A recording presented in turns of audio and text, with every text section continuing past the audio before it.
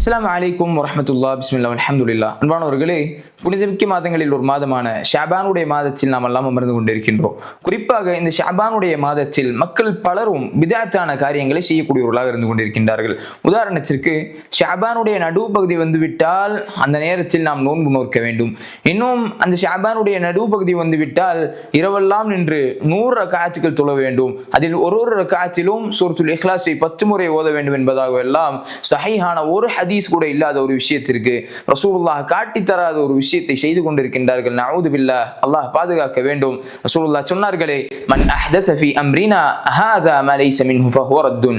யார் ஒருவர் இஸ்லாத்தில் புதுமையான ஒரு விஷயத்தை கொண்டு வந்து இது மார்க்கம் என்று சொன்னால் அந்த விஷயம் தள்ளப்படும், நிராகரிக்கப்படும் என்பதாக ரசூலுல்லாஹ் சொன்னார்கள். அன்பானவர்களே, பிதஅத்தை செய்வதன் மூலமாக நமக்கு நிச்சயமாக நன்மை ஒருபோதும் கிடைக்காது. அதன் மூலமாக நமக்கு பாவம் தான் கிடைக்கும் என்பதை நாம் மனதில் கொள்ள வேண்டும். அஸ்ஸலாமு அலைக்கும் வரஹ்மத்துல்லாஹி வபரகாத்துஹு.